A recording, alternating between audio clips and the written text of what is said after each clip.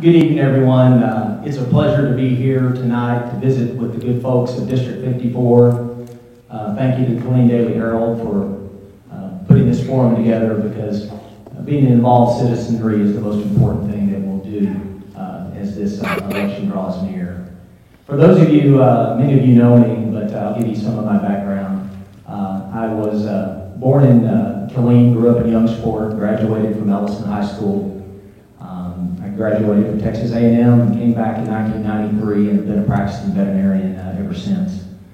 I was served on the Killeen School Board, a member of the Greater Killeen Chamber of Commerce Board of Directors, worked on the Peaceful Kingdom Retreat for Children Board for many years, and currently involved in a project through the Greater Killeen Chamber of Commerce called 14 Forward, a private sector-driven economic development campaign. I look forward this evening to answering questions and having a conversation with the citizens the same way I would like to have it should you decide to send me to Austin to represent you. I'm going to be honest and open. If I don't know the answer, I'll tell you I don't know the answer. But I look forward to answering the questions tonight and letting everyone get to know me and sort of my political views on things. Thank you. Thank you, Mr. Buckley. Mr. Cosper? Good afternoon. I too would like to thank you all for coming out and hearing our ideas and the differences between the different candidates. I want to thank Killeen Daily Herald again for hosting the forum for us tonight. And I too am a product of Killeen Independent School District. I was born and raised in Killeen. I married a lady from Killeen. She's an educator at the Killeen Career Center, teaches seniors career development classes. Served on the city council for 9 years and 2 years as mayor, when then State Representative Jimmy Don Aycock announced that he was not running for re-election. We had several conversations. He endorsed me for the seat. That's how I got where I am now. I've had a great year representing you in the Texas House of Representatives. After we were sworn in and we began the 85th legislative session, the Speaker saw fit to appoint me to the Appropriations Committee. As a result of that, we adopted a $217 billion balanced budget, providing $10.5 billion in our Economic Stabilization Fund, which is known as our Rainy Day Fund. It's our savings account in case we have some kind of disaster or some kind of need that comes up. Obviously, Hurricane Harvey is an example of that, and we can talk more about that later, about the impact of the hurricane. But it has been a tremendous honor representing you and serving on the Appropriations Committee. I am the 36th freshman to be appointed to the Appropriations Committee since 1970. That is an oddity, and that is a tremendous honor for me to have been given that opportunity. And as a result of that, we worked on numerous priorities. I mentioned the balanced budget, the $217 billion, but we also funded growth in technology and public education. We kept the Retired Teachers Fund from collapse. We funded the border security, $800 million to keep up the fight on the border. We hired 250 new DPS troopers to continue securing the border and taking care of Texas. And we'll cover the rest of that as we get farther into the debate. It's a tremendous honor to be here. Thank you. Thank you, Mr. Cosper. Mr. Smith? My name is Larry Smith, and most of you probably see me in the newspapers or yelling and screaming at somebody about some reason, usually over money. I'm a father of 3. My daughter Alexa, she's 13 now. She was born the first night in a place where I was when I was overseas, in a place called Fallujah. My boys, I was lucky enough to be back when they were born. They are now 10 and 7 years old, but they're Texans, and our family is also Texan. I consider myself an adopted son, and I'm very, very proud to be here. Being from Detroit, Michigan, I kind of had a weird viewpoint growing up from my parents and grandparents on how you should not run a local economy. But Scott and I, we have our differences of opinion. But as this race was progressing and I saw Brad Buckley jump into it, I kept an eye out for about 3 or 4 weeks, and I was waiting for one question to be answered. And the question was, why are you running against Scott Cosper, Brad? And the question was never answered. And then I started looking into the backing and the other kind of the co-backers from last election cycle that had crossed over. And I discovered what 14 Forward really was. It is simply a rebranding of the same people that have been in charge of economic development here in Killeen, Texas for the last 30 years. As an economist, educated economist, I don't find that acceptable. We cannot continue to repeat mistakes and say that we want a better result. That is the definition of insanity. The Killeen Economic Development Commission, Chamber of Commerce, Heart of Texas Defense Alliance, all these have had their chances. We cannot move forward with a group called 14 Forward and expect a more prosperous Killeen, Texas. Thank you. Ms. Richardson. My name is Kathy Richardson, and I'm actually a retired farmer. I farm, but I'm retired from, I used to sell real estate. I'm from here. I was born in Georgetown. My family's been here 175 years. And most of them are farmers, ranchers. My dad was in the military, and we traveled all over the country. And I settled here when I married because we came home. My dad was in the Navy, and they transferred him to Okinawa. And because there were 7 children, they didn't send him. Your family didn't go with you to Okinawa. So I've worked all my life. I started out every time I started a job, I usually started at the bottom and worked my way up. I'm here mainly because of a conversation I had right after the 2016 election with a woman in Sunday school, where she was talking about how wonderful life was when she was a child. And basically what she was saying was before voting rights, before civil rights, before women's rights, before gay rights, before all these things that we've been fighting so hard for the last 50 years, 60 years to make better in this country. And Texas is just, you can't have programs where your only idea is that you're going to cut your taxes, cut your taxes, cut your taxes. You have to have funding for schools. And you have to have justice for everybody. And I appreciate the opportunity to be here. Thank you. Thank you. All right, we go to our first question now. We go back to Mr. Buckley. Property tax reform has been a hot button issue in this district throughout 2017, with homeowners and business owners alike calling for change. While measures were passed back and forth between the House and the Senate during the 85th legislature, no meaningful reform was achieved. What measures do you support for property tax reform, if any, and how will you build consensus in the House and Senate to accomplish them?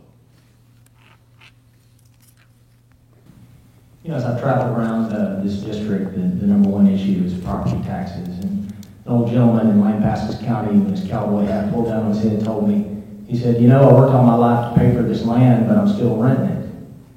And I think that brings up a good point. The last 85th legislature, there was lots of talk, lots of division between the House and the Senate, and many efforts. But in the end, when it came down to moving the ball forward, the House chose to go home.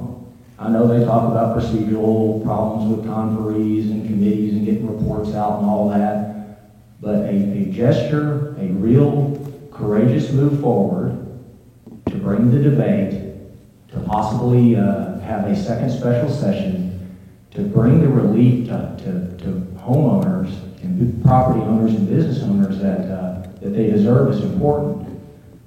The next legislative session is going to be a brand new ballgame. It's a new day in Austin. The leader of the conservative agenda in the House, the current speaker, will not be the speaker. He won't even be a member. He's not going to run for re-election. So at that time, we have the opportunity to move forward with issues concerning revenue caps, We have issues concerning unfunded mandates, our appraisal reforms. We have issues concerning the debt that our cities and schools issue, and we need to talk about that. Thank you. Thank you. Mr. Costa?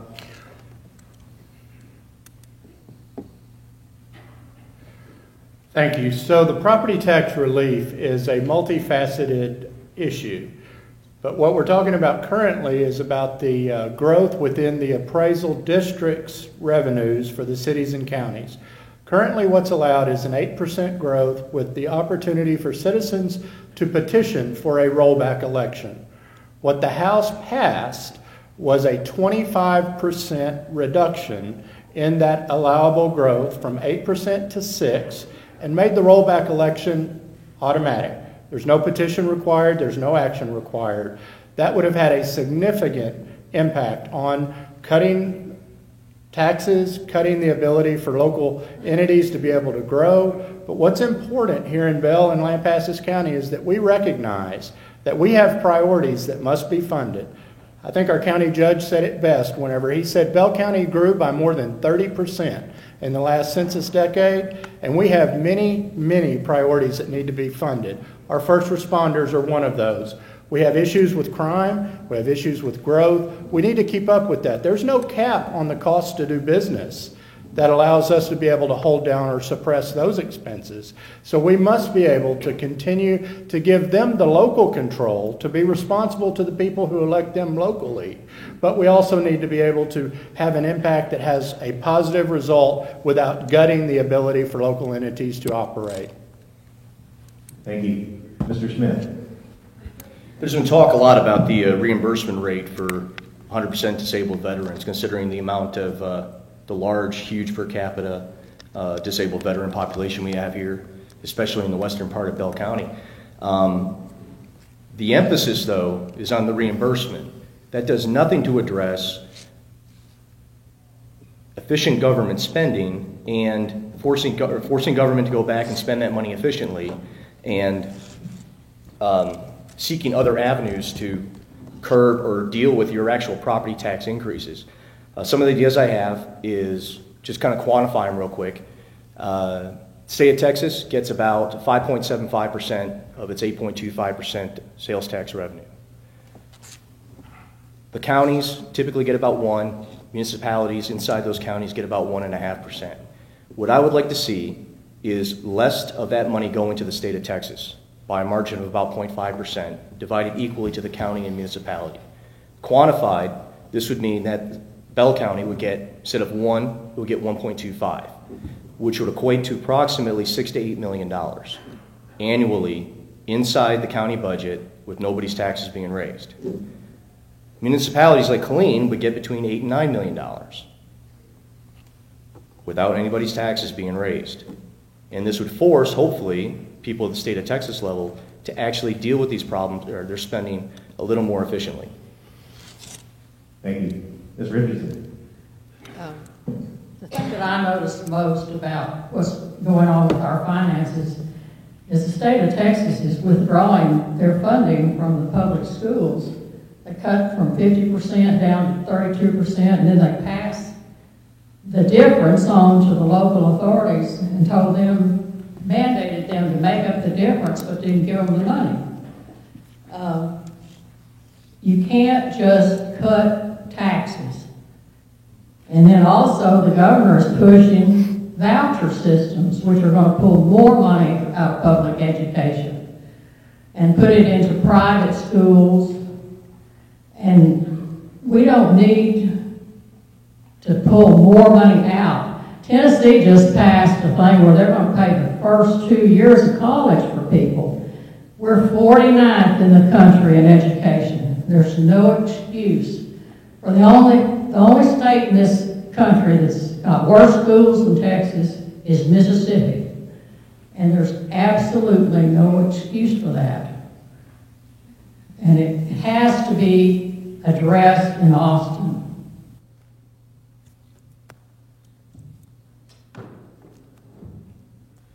Thank you, Ms. Richardson, for that. We're going to move on and stick with property tax reform.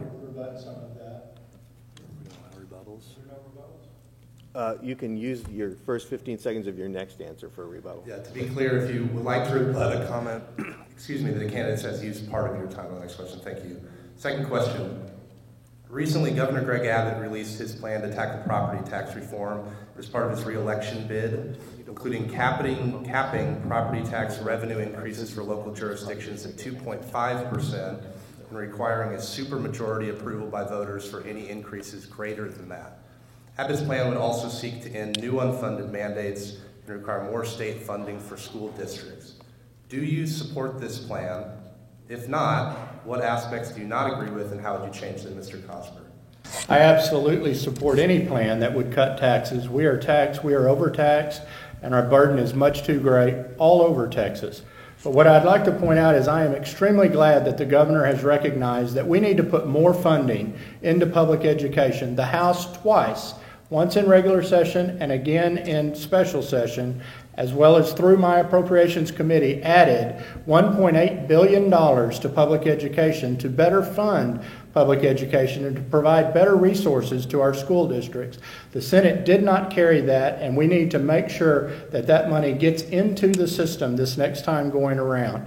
As far as unfunded mandates, I'm also glad to see that the state is catching up, that the House passed a bill that said we were no longer going to allow unfunded mandates on our local communities. That is a travesty. One of those is the disproportionate impact that is created by the 100% veterans property tax exemption. That has a catastrophic effect on the property tax revenues within our counties and our cities. And I worked as mayor to create a reimbursement with then Jimmy Don Aycock, and then I worked to refund that. As the freshman in the 85th legislative session, I twice passed a bill that allowed for reimbursements for Lampasas County, the city of Lampasas, and Harker Heights for their 12% impact that Harker Heights is receiving, and they're receiving no relief from that. We have to begin to provide relief for unfunded mandates that the state has created. Thank you, Mr. Cosper. Mr. Smith, your response. Well, I'm going to kind of dovetail off of what I just talked about with the property tax ideas. In order to get the governor to sign something, you have to provide the governor some ideas. And talking across the aisle to people that have ideas, just because they're a Democrat doesn't mean they have a bad idea. Just because they're a Republican, if you're on the other side of that, doesn't mean they have bad ideas. But it doesn't matter if you cannot put something across the governor's desk. The Senate, for example, it's easy to be a conservative in the Senate, especially up until recently with Speaker Strauss in control of the Texas House. All you did was you voted conservative and you waited for the liberal House to go ahead and kill your bill before it had to go to the governor. How do we get something to the governor's desk that will benefit 100% of Texans? And that is where it becomes extremely, extremely difficult, because the 55 Democrats in the House do a very, very good job of voting on in solidarity measures. All they need is 15, 20 Republicans to cross on over, and they can basically accomplish whatever they want to accomplish. And the reality is that we're maybe not as conservative of a House or conservative as a Senate as we all would really, really like to think. But tried and true, solid economic principles, not conservative principles, not liberal principles, economic principles, tried and true economic principles. Economics is a science. Use the science of economics to start solving our problems. Thank you, Mr. Smith. Ms. Richardson, your response.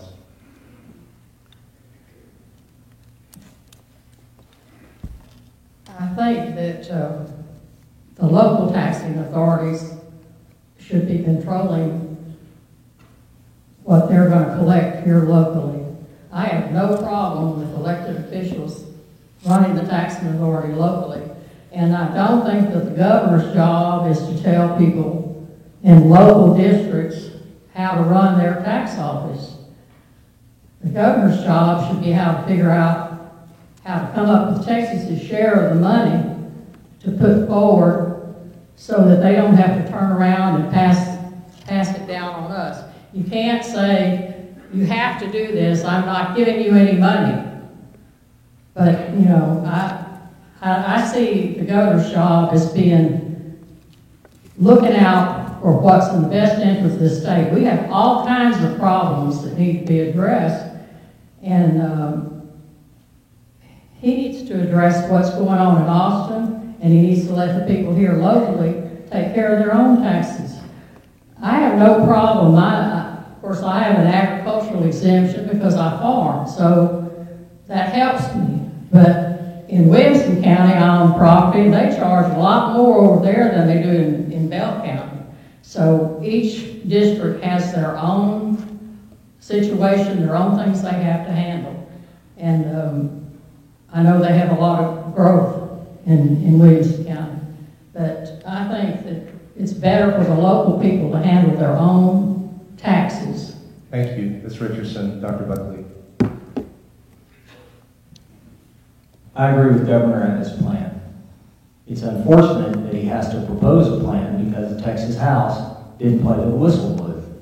And that's why we're here today. When you later on this year, when you open up your notice of appraised values, you're going to find everything about the same. I went to a meeting last August with the Bell County Appraisal District Board.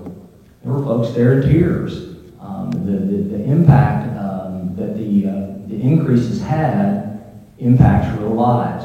And so therefore, the governor's stepping forward to make sure that when the brand new day arrives in 2019, that we're moving forward with what we need to do. A 2.5%, a 2.5% revenue cap really does very little to limit local control. There's exemptions for our first responders in there. There's exemptions for our school teachers. But there's also the ultimate form of local control, when our elected officials can go to the voters and tell them what they want to spend our money on, and then they can vote to do that. I found the folks in this area to be extremely reasonable. They want what's best for their children. They want what's best for their community, and they can do these things. And furthermore, the unfunded mandate bill passed in the House had no teeth. Governor Abbott put it in the statute. You must, if you pass his plan, unfunded mandates must be accompanied by an appropriation to pay for them. Thank you, Dr. Buckley. Keeping with the property tax theme, our next question goes to Mr. Smith first. In May, commercial landowners in Harker Heights complained of skyrocketing annual property appraisal increases that reached as high as 5,050%. While the Bell County Appraisal District eventually cut these increases after public pressure, landowners are concerned the district could do it again in the future. Do you support more oversight and control of the county appraisal district practices, and what measures do you support to accomplish that reform? Yes, I support the control, and the measures I would institute are lock them in. When you purchase your house, say you've owned your house since 1990, the property taxes you paid in 1990 so ones you should still be paying today.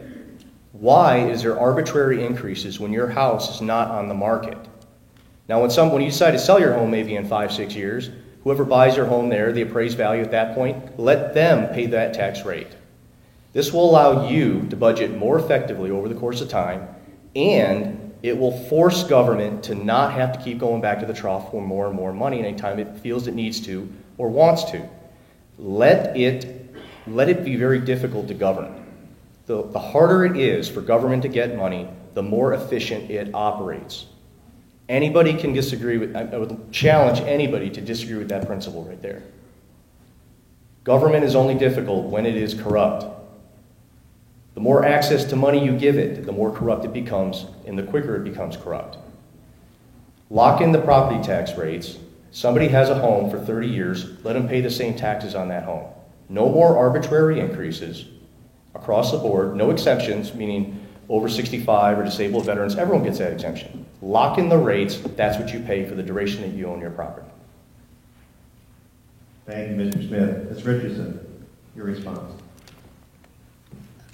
I think most places nowadays, if they have a gradual increase periodically, it's kind of like renting something. If you're going to rent something, you don't rent it for the same thing today you rented it for 25 years ago. People in rural areas like I am, when I inherited my property, they raised the taxes over what my father paid. Because for one thing, he was one of those 100% disabled veterans. He didn't have to pay any taxes on 100 acres of it. So, but when I sell, I'm going to get clipped for the increase. They're gonna go back and charge me, if it doesn't sell for agricultural property, they're gonna charge me for about 5 years back for an increase. So, and actually when we had the estate turnover, I paid an increase in what it was, between what it was when my dad paid it and what it was after we inherited it. So this problem of driving around and looking at things and saying, okay, that guy next door has $1 million, they just built $1 million house next door to your vacant lot, you're gonna pay more. That's wrong, but you can go in and protest that. They give you a form to come in, and the people that I've dealt with are not unreasonable. So I would say that we need increases, but we don't need 5,000%. But I think they can be worked out locally. Thank you, Ms. Richardson. Dr. Buckley. It's absolutely correct that folks were shocked, many folks, when they opened their notice of appraised value. We had some of that happen, and it cost us a lot of money to get that corrected, and I know folks had to go down and petition the taxing entities or the appraisal district to get those appraisals lowered. But I think all in all, we have to be very careful. If our appraisals are supposed to be related to market value, we talked about being an economist in economics. I think it's well known that if you put appraisal caps on things, that you create a market distortion. I believe in the free market. I believe in our ability to petition our government when things aren't right, but we have to be cautious about government creating a false or unfair market, because I, for one, I want my value of the things that I own to appreciate over time. I want my business to be worth more than it was next year than it is this year. My home. I think Governor Abbott's plan to look on the revenue side to basically make our local officials, coupled with the state stepping up to the plate to do the things that they need to do to fully fund the school system, put dollars into that, makes a lot more sense in a way to lower the burden on everyone than creating a market distortion through caps. Thank you. Mr. Costa. It's important to draw a distinction between tax relief and personal property tax appraisals. The tax relief we were talking about earlier has to do with the growth in revenue within our taxing entities, such as the cities and counties, of which I told you we passed a bill that slashed that allowable growth in the expenditures for those entities by 25% and made the rollback automatic. Whenever you're talking about individual appraisals, that is an entirely different story. Whenever the appraisals came out for last year's taxes and there was a huge governmental overreach, over-appraisals and overreach was terrible. We received numerous phone calls from constituents that were concerned about that. They said it was unfair, it was overreaching, it was overbearing, they were taxing them out of their properties. We immediately went to work, and by the way, that was after the bill filing deadline had already expired within the House. So I had no move to make as far as filing a bill at that time. So I drove down here to Bell County. I met with the chief appraiser and the board of directors for the appraisal district, and I told them that their overreach was unacceptable. They needed to go back and work with those property owners, cut those appraisals to an acceptable rate, an acceptable level, so that those people were not being taxed out of their properties. In addition to that, I filed a bill in the special session to reduce your homestead property cap from 10 to 7% and to create another cap that doesn't even exist on all other properties at 15%. There is no cap at all, and I filed a bill that would have established one, and I will do it again in the 86th legislative session. Thank you, Mr. Cosper. Our final question on property tax reform, beginning with Ms. Richardson. The state's disabled veteran property tax exemption, an unfunded mandate for many cities, counties, and school districts, strips millions of dollars from local jurisdictions annually. Do you support dollar-for-dollar matching from the state for the exemptions and/or the possible expansion of those exemptions to other groups such as Purple Heart recipients?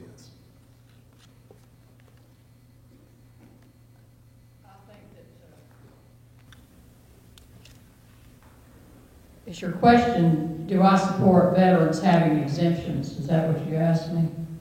Do you want me to repeat the question? Go ahead. Do you support dollar for dollar matching from the state for 100% disabled property tax exemptions and the possible expansion of those exemptions to Purple Heart recipients and others? Yes, I do. Simple. I support anybody who's a veteran deserves any exemption they get.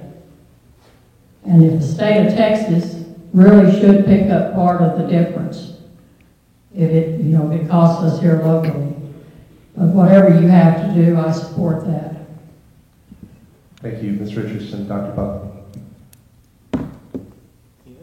There's no folks more deserving than our veterans that have served, and the benefit they claim on this exemption is something that was basically given to them by the state, and so the state of Texas needs to make up the difference. It's very similar to the school system's issue with impact aid. There's basically a payment made. Impact aid is often way over explained. It's a payment in lieu of property tax.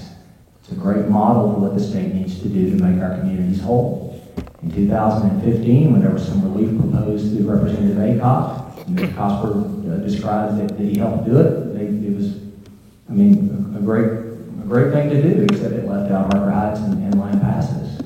And so we have to be forward thinking in the things we do in the future as far as a Purple Heart exemption. If it comes with concurrent payment by the state to take care of those disproportionate communities that are affected, then that would be fine.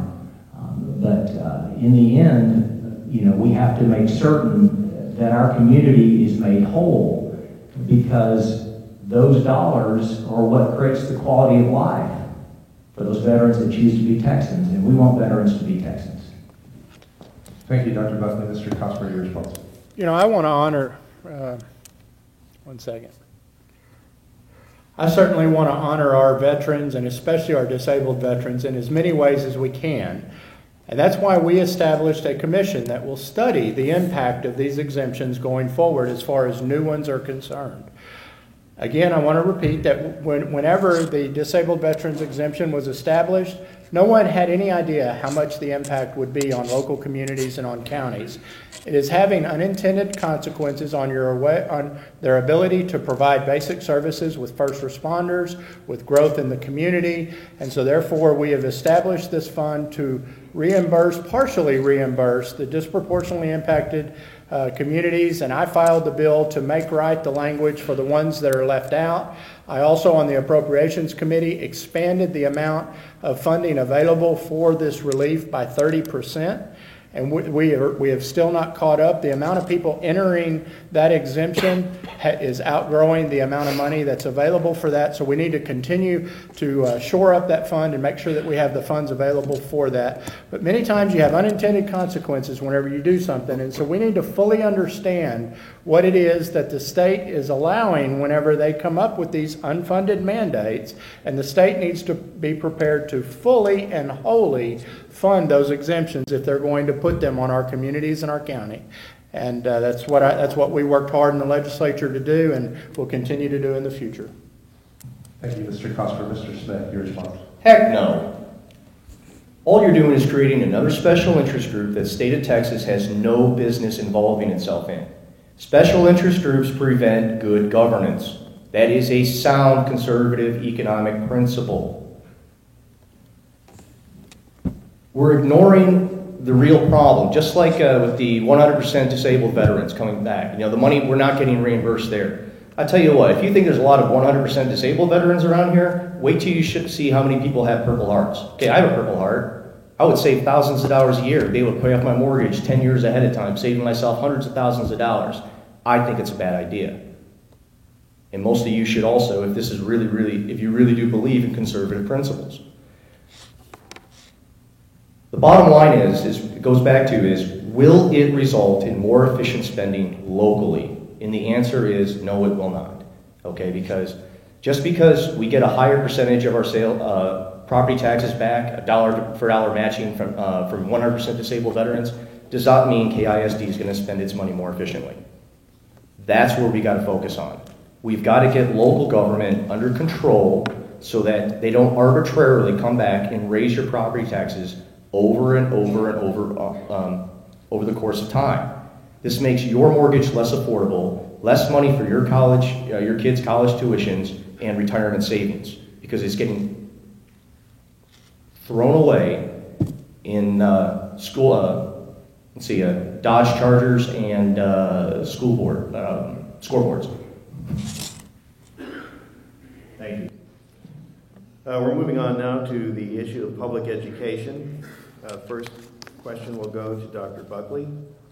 An interim commission is currently drafting recommendations for public school finance reform that is expected to go before the legislature in late 2018 or early 2019.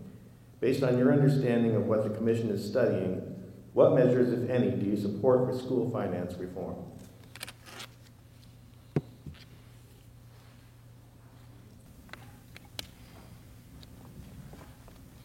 I think the goal that everybody wants for public education is to fund it to a level to where the burden has shifted, to fund it to a level where the state picks up more of a traditional tab. Back in 2008, you saw about a 50-50 split. Today, you see much more of those dollars come locally. And then they go down to Austin to a very sophisticated formula that I don't even understand. People in KISD need a template to figure it out, and that's where the money goes in and poof, it comes back. So anything that we do for public education needs to involve the state picking up the portion that they traditionally picked up. And then in a more philosophical range of what I believe, I think that those dollars need to return to our school districts.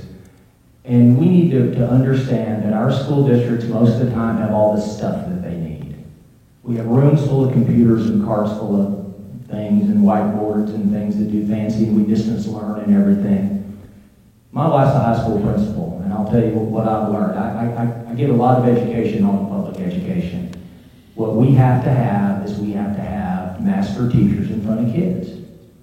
I envision a day where the highest paid person on a campus is a teacher. Someone that stays in the classroom because that's where they're doing the most good. That's the education reform I'd like to see.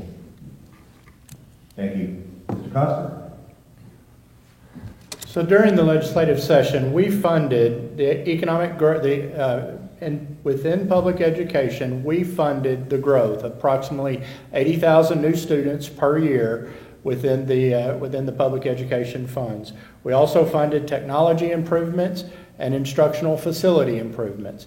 But what we did not fund, because the Senate would not even give it a hearing, was the $1.8 billion in additional funds that the House in both regular and special session passed, trying to give public schools the relief and the help they need. We've had a lot of conversation tonight about tax relief.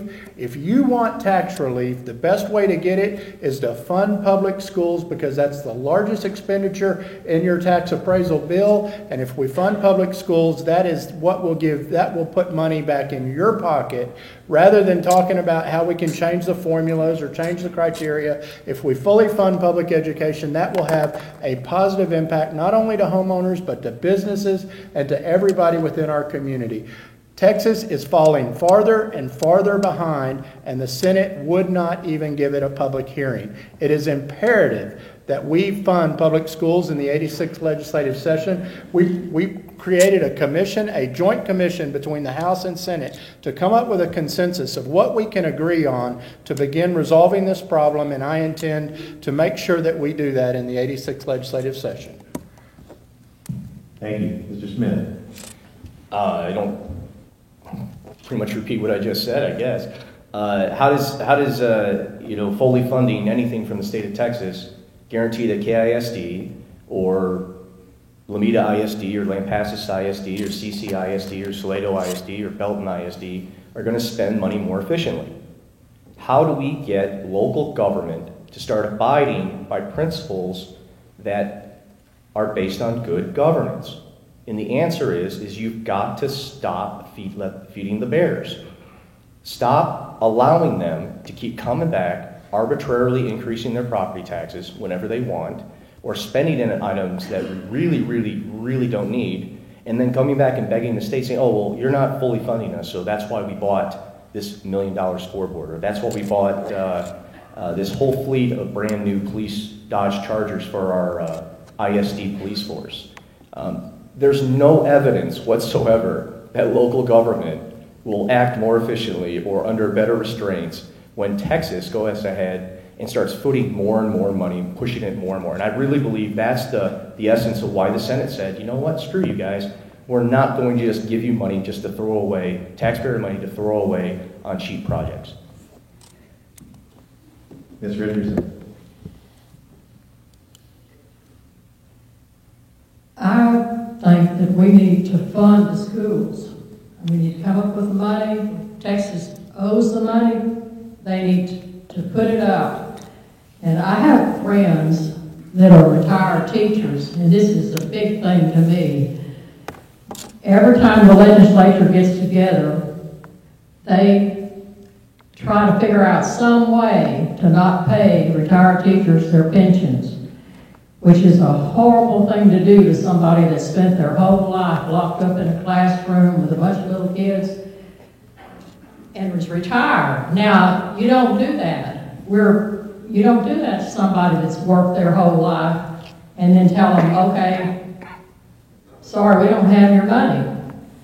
They need to be getting their money from the same place the governor gets his money. Nobody votes every year to take his money away from him or anybody else in the legislature. The teachers or public employees that work in Austin, they don't try to take their money away from them. And I don't see why teachers are being singled out for that kind of treatment. So. Thank you, Mrs. Richardson. Moving on again with public education. The Texas Education Agency received a letter from Governor Greg Abbott last week ordering the agency to address a failing special education program throughout the state. In Killeen, some special education parents have long accused the district of not adequately educating their children, providing services for them. With the TEA promising widespread reform of public special education, do you support a reform of the program, and what specific measures do you support, if any, Mr. Cosper? So again, in the House, we passed measures to try to expand the $1.8 billion in additional funds that would go to our public schools to help take care of issues like special education needs and growth within school districts and teachers' pay. And so as a result of that, we tried to get it through the Senate, tried.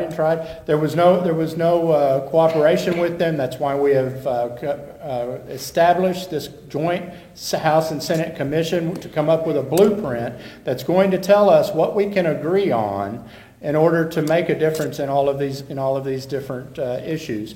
Again, we talked about retired teachers. The House added $555 million to the Retired Teachers Fund to shore up the Retired Teachers Health Care Plan, the TRS Care Plan, and that was the Senate was only willing to fund a portion of that in order to get us through this legislative session. It did not fix the problem. We're about $1.8 billion from where we need to be in order to establish that where it needs to be, where it's sustainable.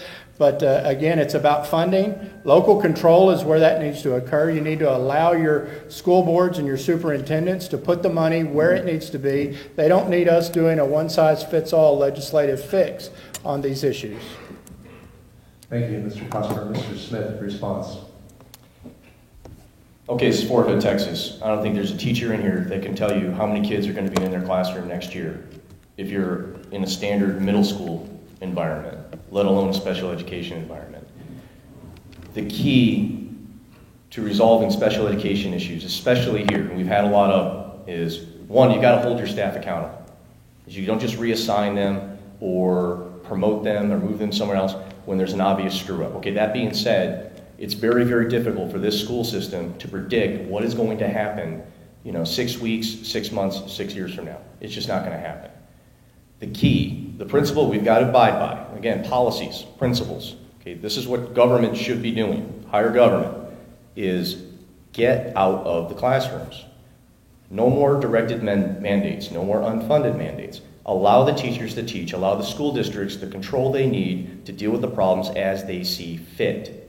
And then you write them a check that is allocated to them from the state by law that allows them to spend that money how they see fit. By telling them they must spend the money this way or that way, you're not helping them actually deal with the problems that they have on the ground. It's like a 3-star general jumping on my net and trying to tell me how to fight a fight in the streets of Baghdad. Okay, it's not going to help. Okay, I need somebody that's going to give me the resources so that I can deal with the fight in the enemy that I'm encountering on the ground as I'm seeing it, as I see the situation develop. And, I'm out. Thank you, Mr. Smith. Ms. Richardson, your response. I have a grandson that was born with a problem, and he actually did not learn to walk until he started school. He was 3 years old. In Houston, they do a perfectly good job. They come to your house with a bus. They pick the child up. He's made a lot of progress through the years, and that is one of my son's main concerns, is who's going to take care of that baby if something ever happens to him. Because he's 19 now, but he's still like a 2-year-old. He can walk, and he really can't talk. But a long time ago, when my dad was part of his job in the Navy was to look out for people, and he told me that he had a man come and say, I have a child that has problems, and I need help. And my dad said, well, years ago, it would have been $2,500 a month then to take care of that child. So you're looking at a big expense. People can't do it on their own. They have to have help. And every penny you spend on that, you're helping to save somebody's family. So I really support that. Thank you, Ms. Richardson. Dr. Buckley. There are no folks in our school systems that do more important work than our special education teachers. Under unbelievable regulation, threats of litigation, often understaffed. And so the importance, I think, goes back to when we talk about local control. Personally, I trust our local school board. I trust our local administrators and teachers to do the right thing. But we're going to have to look outside of ourselves and realize that often there's other options. We have to have innovation to meet kids' needs. The gamut of issues that our teachers have to deal with, it's like asking me to do brain surgery on a human. I'm not qualified. So we need to reach out into our community to the best and the brightest and bring them into our schools to do the jobs that will best serve special needs kids. We have to give up the model that it's all on us. In the end, if we keep in mind that special needs kids are important and they can receive the education they deserve, we can fix ourselves and improve our community. I believe that, but it's going to start within our own school system to do that. Thank you. We now turn to water resource planning, and the first response goes to Mr. Smith. In the last 3 months of 2017, the state of Texas reported moderate drought conditions statewide, leading some experts to say a major drought event could be on the horizon. The lesson from 2011 to 2015 is that Texas is not adequately prepared for historic drought conditions. What reforms, if any, do you favor to help the state of Texas prepare for a possible catastrophic drought? I did a study about 6 years ago on cedar trees that I'm not going to bring up here, but it's quite funny and it pertains exactly to this issue about wasting water. But I think one of the biggest issues we have with water here in Texas is the laws are so complex. And what, like for example, our former Chisholm Trail Water Board that encompassed the southern part of Bell County into the northwestern part of Williamson County to include the city of Georgetown. It was a water board that was basically set up by population, and they were voting to pull water out of Stillhouse Lake. Now, what the state of Texas does at the higher level, that's a little beyond my technical capacity as far as building reservoirs and channeling and preparing for future severe drought conditions. But I tell you, it's not that hard to keep control of water resources that are inside our geographic footprint. Why are we allowing a population base in Georgetown to siphon water off of Stillhouse Lake? Well, there's people in Bell County that are subject to a little bit of bribery that would allow stuff like that to happen. Not to name any names, but I'll go ahead and answer. Thank you. Ms. Richardson, your response. Water's a really big problem for us. You know, Texas added 400,000 more people last year. When I was growing up out at the ranch, people in my family took a bath once a week, and then they worried about the well. And my dad told me in the 1950s we had a drought. I think it lasted about 10 years. And cattle actually fell over dead. They couldn't walk back up out of the creek. So this is a problem that's gonna come back on us. And I think what we need to do, the state of Texas needs to think about putting a desalinization plant down along the coast. I think from what I've read, it costs about $685 million to build a big one.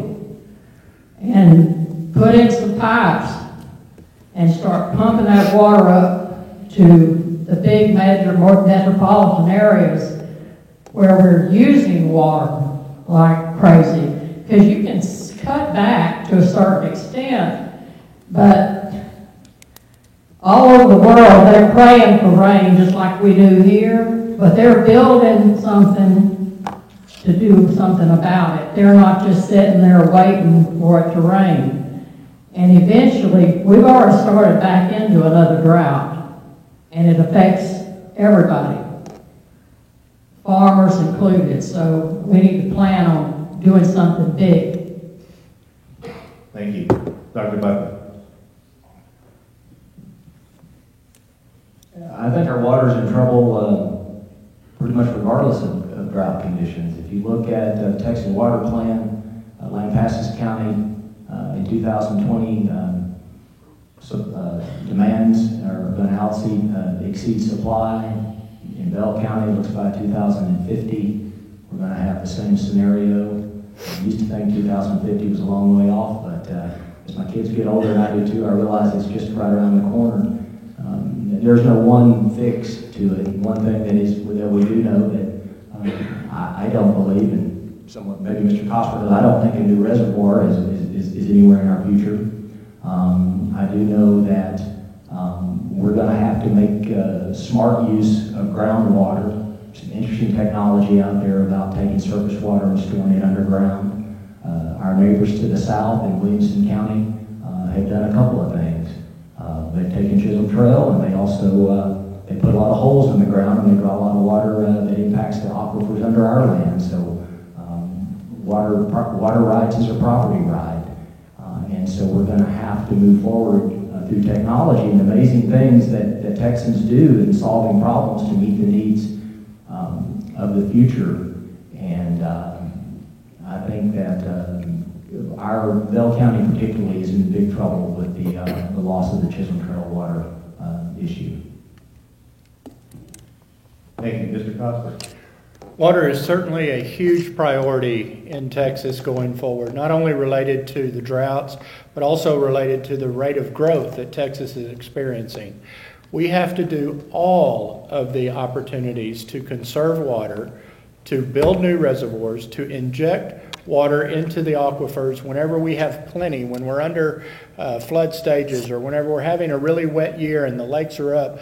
we need to be able to inject that water into the aquifers. We had a symposium at Texas A&M University just a couple of months ago, and they were talking about the incredible technology and the innovative ways to conserve water and to add water to our aquifers that's coming down the pipe.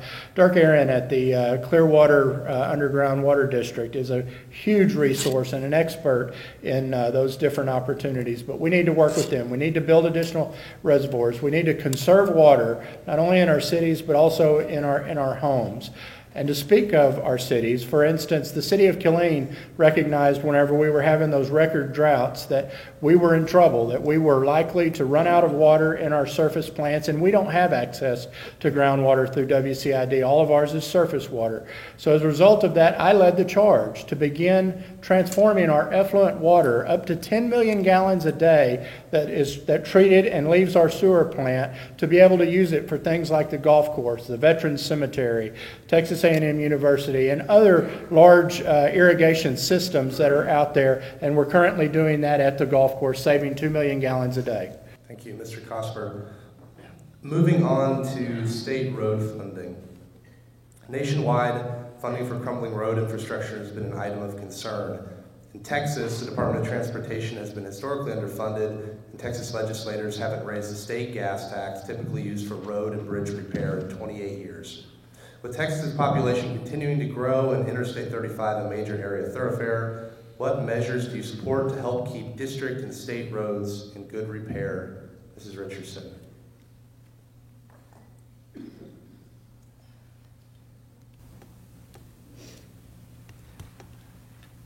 Well, it'd help if we could get everybody out of the pickup truck, but I don't think they're gonna quit striving. But, I think we need more mass transportation. We need more electric cars. We need some new bridges in Bell County. We need a lot of work all over the state on our roads. They take constant upkeep. But I think we're probably eventually going to need some high-speed rail and some federal help to fund some things that would. If you have a growth like we have, you have to make plans. You know, for years, Williamson County had a policy of if you don't build a road, people aren't going to come. Because people in my family, going back as long as we've been here, they think all the people that weren't born here are Yankees. And so they weren't happy for anybody to be coming. Y'all worry about immigrants, we were worried about Yankees. So if you go over and drive around Williamson County, you're going to find out that people came anyway, and now they're building roads. So you need to plan like people are going to keep coming, because they're going to come. Thank you, Mr. Richardson. Dr. Buckley, your response. You know, you can look no further than around the city of Killeen and the issues that we've had in certain areas with our infrastructure lagging behind our growth and development. Our attempt to gobble up property before we're ready, infrastructure is there to do the things, to provide the services and to provide the safe roads that our citizens deserve. You can look in Salado at the I-35 construction that went on for years and years and cost a lot, more than it should. Some of our issues, need to be handled through an infrastructure program through the federal government. It's time to fix America's crumbling infrastructure. But the reality to fixing infrastructure and solving some of these basic needs is always with a robust and moving economy. We know that the more activity we have in our business sector, that the revenues increase. The recent federal tax cuts are already creating huge benefits for businesses, and even locally you're seeing some things happen, and I think that are because of that. And so I believe that our issues involve adequate planning. It involves not letting the cart go before the horse as far as our growth and development, and it involves a robust economy and federal assistance to help us build and develop roads. Thank you, Dr. Buckley. Mr. Cosper. Thank you very much. That's a good question. Nobody has worked harder than I have related to highways in Central Texas. I have worked on the Killeen Temple Metropolitan Planning Organization, known as the TxDOT Policy Board, consecutively from May of 2000 till October of 2016. 9 of those years, I was either vice chairman or chairman of the organization. And we worked hard to compete for state dollars to improve Highway 195, once known as the Highway of Death, to expand US 190 at the main gate, and to build a bypass around Coppers Cove, to improve safety, to add additional capacity, to spur economic development. I know very well the need for additional dollars for TxDOT roadways. We are currently very blessed to have acquired to qualify for the I-14 designation, which I have been working on all of that time since 2000, whenever I was a junior city council member, and I'm very glad to have brought that to fruition last year. And I will continue to work for the expansion of I-14. I think that you would notice that San Angelo has recently picked up on our initiative and has gotten very interested in that, as well as going down through College Station on the deployment route to the port and to Fort Polk over towards Louisiana. But the legislature has allocated $2 billion of our sales tax dollars, because we know the gas tax is not sufficient to fund transportation. We will continue to look for innovative ways to add money to the transportation dollars for new infrastructure. Thank you. Thank you, Mr. Costner. Mr. Smith, your response. Well, most maintenance costs are local. You talk about the larger plan. I mean, what kind of influence are we going to have? It's going to be pretty minimal as far as our impact, as far as what kind of roadways we're going to be developing off of I-10, I-20, I-30, or Dallas, Fort Worth, San Antonio. As regional state representatives, we're not going to have that kind of say in the matter. But we do have insights on how much it actually costs here locally to maintain our roads and stuff. And with most of our costs, or a lot of our costs associated at the county and city level, dealing with street repair, and I'm sure a lot of you are aware of the situation with Killeen City streets and the county roads. The problem is they're built to lower standards initially, and it's easier to tear them up. So when bigger trucks or bigger vehicles move down those roads, they get torn up easily, and there's not as much funds readily available to deal with them. You can drive in rural land passes. If you're not in a pickup truck, you're in trouble, is what it comes down to. But shifting to a sales tax-based system, getting away from as much property tax as possible, does two things. One is it more accurately gives you the health, the economic health of your local government or local and regional governments. And it allows you to and it allows local government to promote economic growth, knowing that, hey, if we promote more jobs, more businesses coming in here, we're actually going to get more jobs. Sales tax systems work, and they work a lot better than property tax systems. Thank you. Our next question involves economic development, and the first response goes to Dr. Buckley. Economic development is a major concern among Killeen residents who complain of trained veterans fleeing the area, a lack of high-paying jobs, and a lack of career diversity. As a state legislator, how will you help promote and court diverse industries and higher-paying jobs in Bell and Lampasas County?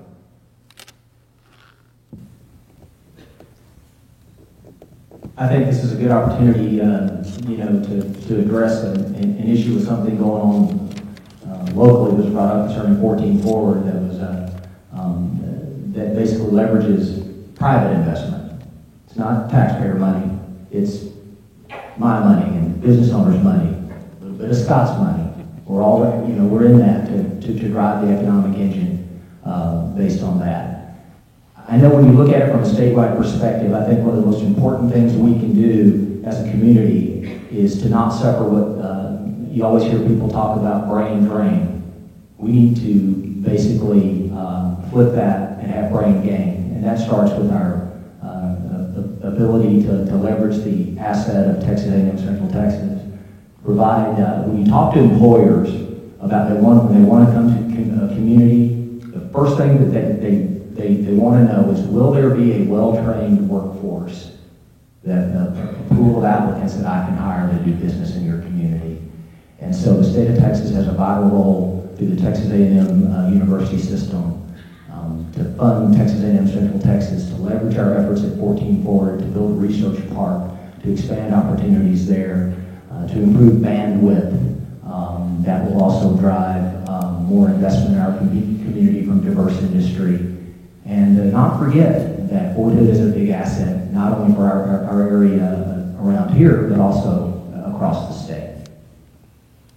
Thank you. Mr. Cosby, your response.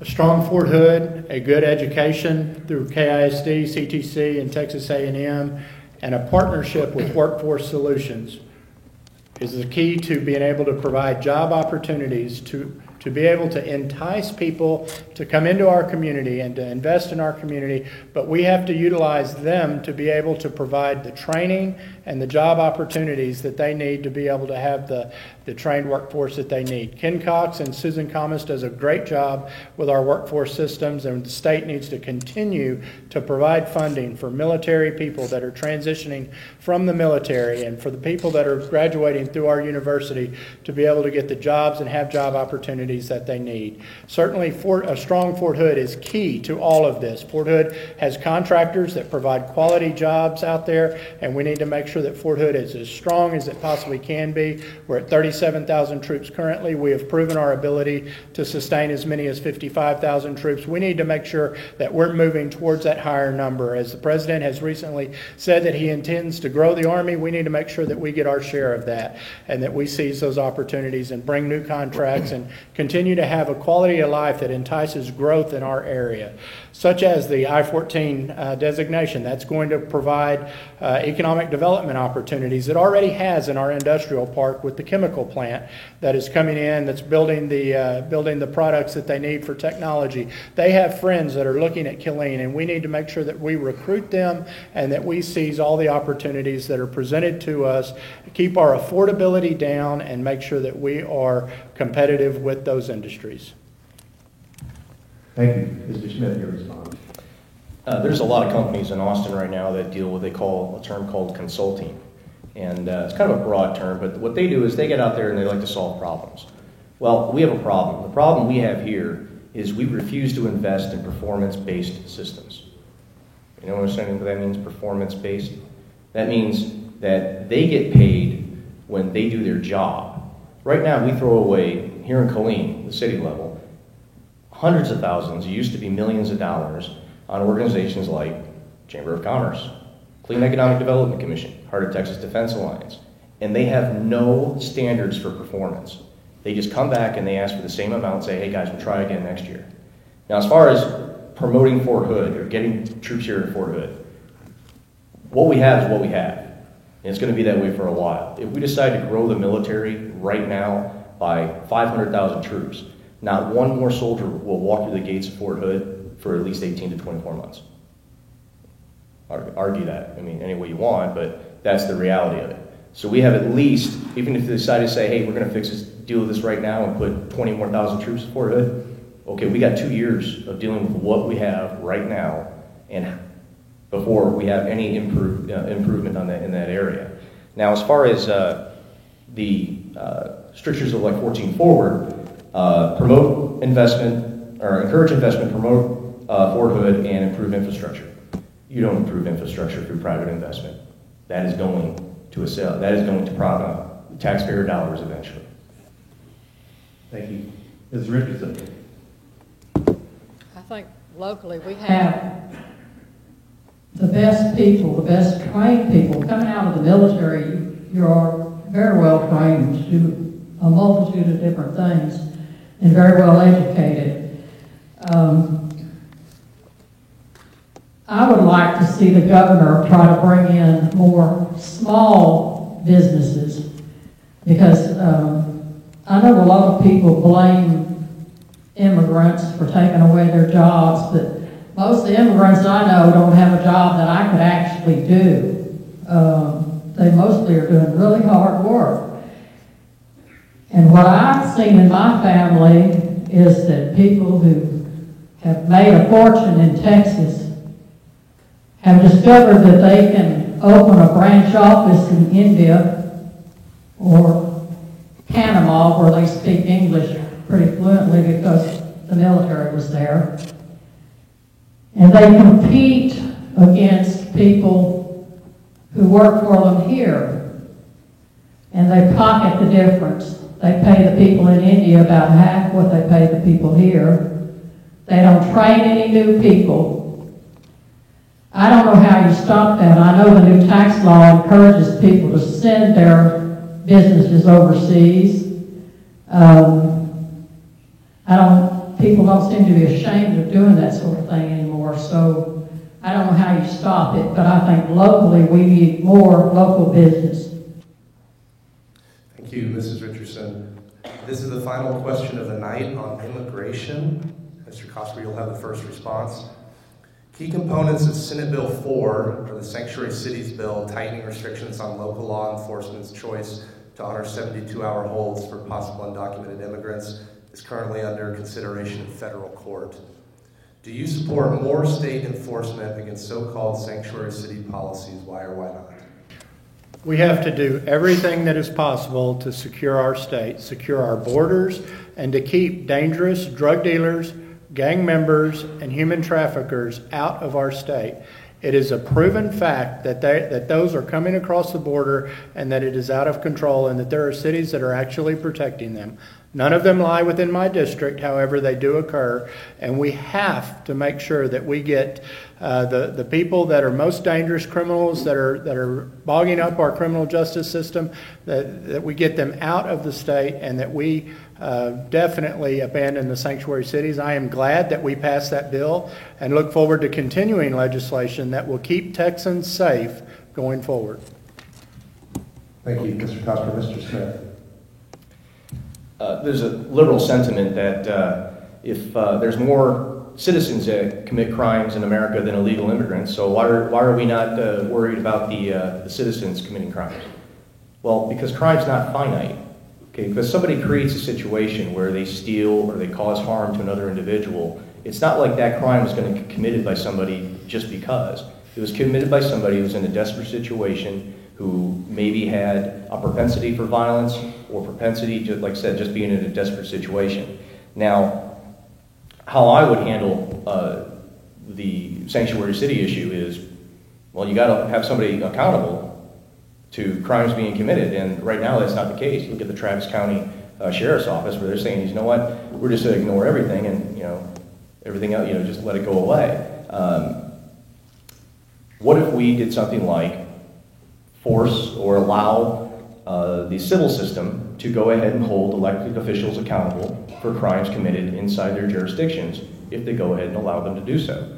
So if a sheriff says, we're going to have a sanctuary county or a sanctuary city, then the victims of crimes committed by illegal immigrants in those sanctuary cities or counties can now go ahead and sue in civil court those elected officials. I'll tell you right now, you hold any of these elected officials on this side, you hold any of us accountable to that level, we are going to deal with crime and illegal immigration in our counties and in our jurisdictions. Thank you, Mr. Smith. Ms. Richardson, your response. I'm not going to be very popular in this room probably, but I don't think that our problem is people coming across our border from Mexico and the people who they're dragging out now and trying to deport. A lot of them have been here for 30 years, working, paying taxes, raising families. Somebody up in Washington is going to have to sit down and come up with a comprehensive plan for what to do. One thing that I saw on the news was that if you're from Russia and you have $100,000, you can fly into Miami and stay at a Trump property and have a baby. And when you deliver that baby, they give you 2 passports. You got a Russian passport and an American passport. And then you can, when you get to be 20, you can ask to have your parents come back over here. Now, why do we prefer to have people who have $100,000 and can fly in on a plane have more rights than somebody who walked 1,000 miles and all they want to do is pick fruit? Farmers happen to need some people to help them because it's almost impossible to find a person around here that has a good job that wants to come out and pick fruit all day. It's very hard work. So I think we need a comprehensive plan. We need to quit dragging people out of here that are working for a living. Thank you, Ms. Richardson. Dr. Buckley. A country with no borders is not a country, and it is of absolute importance, and I support the measure taken by the legislature to enforce our laws upon those sanctuary cities to make sure that they're doing the right thing to protect us. It's undoubtedly, when you look at the crime rate along the border and that infiltrates even into other communities much further inland, you know that that is a very tragic occurrence, and it must be stopped and it must be upheld.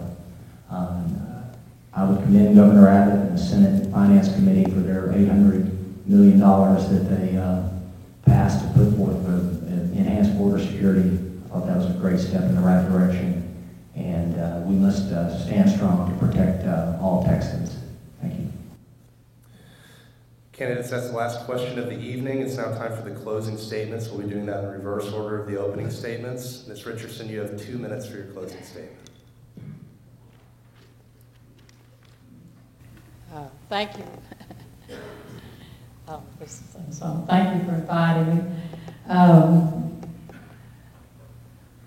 It's a scary prospect to be up here. I would like to encourage everybody to get registered and vote. That is a big thing. I think, you know, there's probably a lot of people in this room right now that think you're Republicans, do or die. I voted for one Republican in my life. I can't say, you know, everybody in Texas was a Democrat until they passed voting rights and civil rights. And then Lyndon Johnson knew what was going to happen. He knew he was going to lose the South. He said for his whole lifetime he was going to lose the South. But he was a statesman. We don't have too many people up in Washington that are actually statesmen anymore. They're too busy trying to figure out how to get reelected. But for your own sake, get out and get registered and get whatever kind of identification you have to have, because Texas believes in a lot of voter fraud. I've had arguments with people about this. I said, how, if I have a registration card, my name is on a list, and I have to go down there and sign my name, why do I have to give you my driver's license? Still trying to keep people who are not white from voting. And eventually, change is going to come. That's one of the things that I have to be happy about.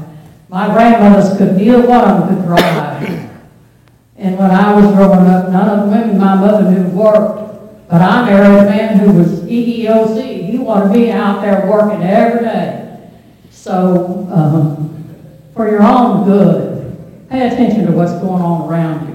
We don't need to go any further back.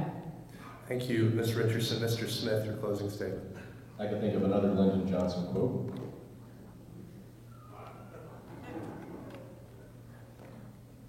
We all know the issues. I mean, I've been back and forth through this district. Property taxes, that's the number one thing. Everyone here knows property taxes is an issue, or very, very high on their list. What we need is ideas. And this type of forum is great because it allows us to at least interact, and whoever wins, hey, great, grab one of these great ideas, run with it, promote it, and let's get it implemented and actually do some good for 100% of the citizens, and not just a small percentage, which is what we've been very, very guilty of, I think, in recent years. We all say we're Republicans. We all say we're conservative. Present company exclusive. I'm one of liberal. Conservatives, we're all Christian, we're all family, we all have families. Okay, I got it. Now, it's very, very difficult for all of you. Now, here's a question, because I see a lot of the Brad Buckley stickers out there, a lot of them, and Brad's got a lot of support here, obviously. I don't see a difference between Brad and Scott. It's a question I'm posing to you, since you want to voice your support. Why are you voting for Brad? Why are you voting for Scott? Why are you voting for me? This is something that you need to do a lot of research on. Well, it's the primary. Well, you got a shoe in. You're going to be fine. But a verse I want to leave you with, a Bible verse, and it's Mark chapter 8, verse 36. What benefits a man to gain the world if he loses his soul? Thank you, Mr. Smith. Mr. Cosper, your 2-minute closing statement. Thank you, sir. Well, I can tell you why you should vote for me, because we passed a $217 billion, very conservative budget. It provides $10.5 billion in rainy day funds in our savings account and still funds numerous priorities. It funded our education, it funded border security, added 250 troopers to go down to the border to continue to secure our border. It banned sanctuary cities, it banned partial birth abortions. It funded Fort Hood with DEAG funding. The Senate zeroed out our DEAG funding. We were able to put $20 million back in. The county applied for $3.1 million that we just last month were awarded for Fort Hood. That's a direct impact of my efforts in Austin representing you. Our schools, we established a commission to tell us what it is that we need to do to get out of the situation we're in. The courts have told us that public schools are underfunded and we need to fix it, and I will do that. Related to taxes, we have talked about that as a multifaceted issue. Unfunded mandates is the biggest threat. The appraisals to our personal tax bills is another threat. The growth within our governmental entities is another way that we can provide tax relief. However, we need to continue to fight for your rights, your pro-life rights, your Second Amendment rights. Religion, we don't need people asking preachers for their sermons like we saw in Houston a couple of years ago, and we have to defend your water and property rights.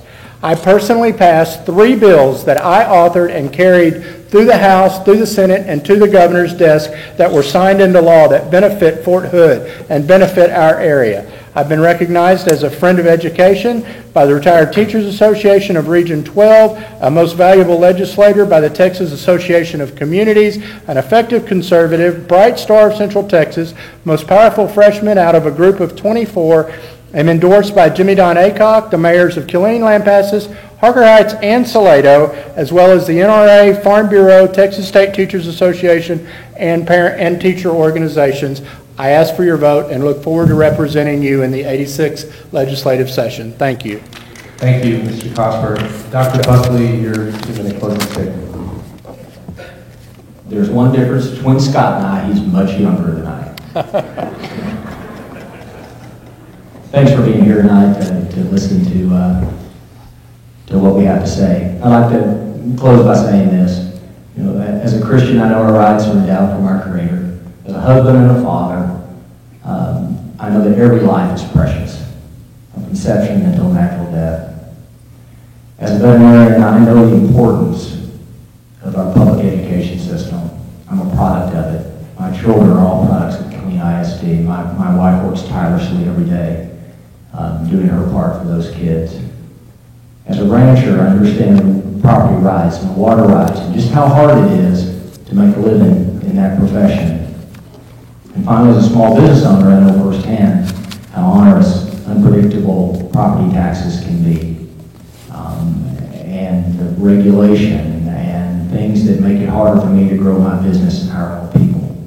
We talked about a lot of issues tonight. We talked very specific things, and but what I'd like to say in a broader sense is this, is that I would like to come back here in 2 years and talk about the issues and the things that I did, hopefully, that were good, being a good steward of your dollars and taking care of things in Austin, solving the problems of this district.